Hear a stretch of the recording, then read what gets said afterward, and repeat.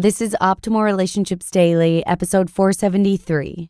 Why You Should Date Your Friends by Shawna Scafe of simpleonpurpose.ca. Howdy, and welcome back to my show. I'm your host, Joss Marie, bringing you some of the best relationship content we can find from Monday through Friday. And since it's just like an audiobook, you can sit back and relax and listen to the episodes at a time that's convenient for you. And for more, check out all 5 of our podcast shows. Simply search for Optimal Living Daily from wherever you're listening to this show. And today, I'm actually going to narrate a post by Shawna Scafe in which she shares why you should schedule dates with not just your partner or husband, but also with your friends. So with that, let's jump right into it and start optimizing your life. Why You Should Date Your Friends by Shawna Scafe of simpleonpurpose.ca. Now that I am just past my mid-30s, I feel like I can say with certainty that I didn't know a thing in my 20s, other than how to wear socks and sandals and identify the native plants of southern BC. What a catch. The 30s have given me a crash course in life, most of all in friendship. There have been some people in my young adult life who were there to teach me about being a friend. It wasn't until I became a mom that I realized I needed to be open to learning how to be a friend. Because when I became a mom, I was never in more need of friendship. Motherhood is daunting, isolating, and confusing. You can read all the books, join all the Facebook groups, and fill up your phone with 37 pictures of the same baby doing the exact same thing, though each one is different to your eye, but you will be lonely without real-life friends. You need real-life women who show up and put your baby in a stroller when you are making excuses not to leave your house. Ladies who will come paint your nails when you can't reach your huge pregnant feet. You need women who have messy floors and crying kids and husbands who work too late. You thrive from women who drop off donuts because donuts and talk to you in hashtags and emojis. You need people in your season who will lean into you, and you will become like trees wrapping limbs, working together to create a sanctuary and weathering the storms. I have some women in my life who remind me why we are on this planet, to be loving to each other. These women hold my secrets with mercy and safety. These ladies care for my well-being. They text me at 10 p.m. each night to ask how my night went, even though I saw them this morning and texted them at nap time. These friends care for my children in ways I can't and teach them things I don't know enough of, sports for one. They give me a place to be myself. They laugh at my quirks and encourage my strengths. They are always a text message away and will gladly come over and eat whatever's in my pantry with me.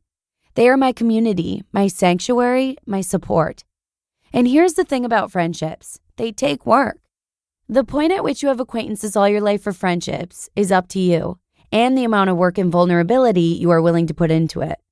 Because I had been a stellar acquaintance with many women, but I had to learn how to work at being a real friend. I have had many good teachers over these past years. Being a real friend means you are honest and vulnerable. You talk about things that have hurt you or things that you worry about in your relationship. Friendship means saying sorry when you've let them down. It means showing up when they invite you over or ask for help or ask you to run a 5K.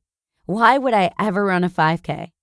It means eating chocolate cake on a hotel room floor and going on a mom's campout that nobody else showed up for. It means you extend the invites into your imperfect life and make a space for them to feel welcomed into. It means you think about them and text them during a quiet moment to check in on them. You work away at slowly getting to know them better and better simply because you care about them. You encourage them and empower them to be their best without trying to change them into what you think they need to be. You also listen to that story for the 27th time and discuss it like it was the first time you heard it. Oh, and you also send them lots of selfies because you have a beautiful face and your friend wants to see it. And here's something I recently learned about friendships. You have to have a love affair with your friends. It is like a marriage. You will fall in and out of love from time to time, but you stay devoted to them. You will have periods where you don't talk much or talk enough. You will lose yourself. You will lose touch. But true friends don't permanently drift away during those lulls. In true friendships, you let resentments melt and find ways to show kindness. You help each other find your path again. Most importantly, you make a time and space to hang out with them for the purpose of simply hanging out with them. Recently, Connor and I had a little cabin time with our best friends. The kids were in bed and it was just us 4 around a campfire with some beer burritos. The last time we had enjoyed each other's company without children underfoot had been years. It was actually during a power outage where they stayed the night because our wood stove was still going.